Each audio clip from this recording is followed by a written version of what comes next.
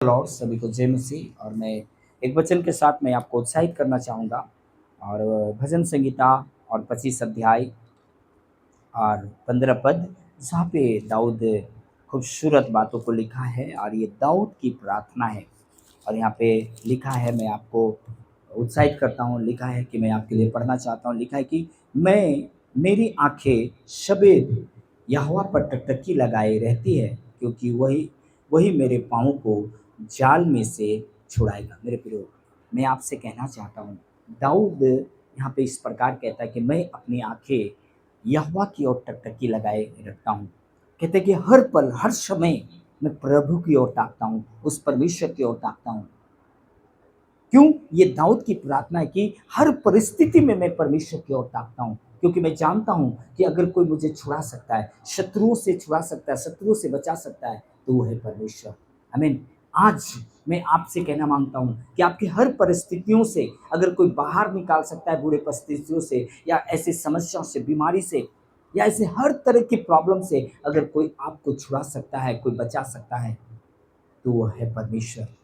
इसलिए दाऊद भजन संहिता 121 में लिखता है कि मैं अपनी आंखें पर्वत की ओर लगाऊंगा, मुझे सहायता कहाँ से मिलेगी? मुझे सहायता यहोवा की ओर से मिलेगी।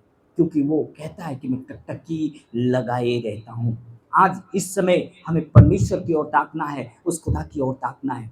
जब हम उसकी ओर ताकते हैं, उसकी ओर देखते हैं, उस पर भरोसा रखते हैं, तो हम लज्जित नहीं होते। भजन संहिता जब 34 अध्याय उसका 5 पद में लिखा है कि जितनों ने उसकी ओर दृष्टि की, उसने ज्योति पाई और उसका मुंह कभी काला ना हुआ।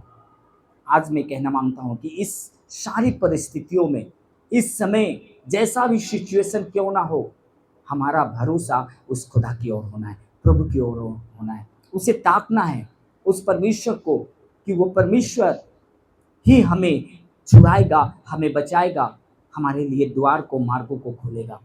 आमीन। क्योंकि बाइबल में ऐसा लिखा है कि यहोवा भला है और उसकी करुणा सदा की है। हमें उस परमेश्वर की ओर ताकना है, उस खुदा की ओर ताकना है, उस पर भरोसा रखना है, उसके वचनों को थामे रखना है, पकड़े रहना है।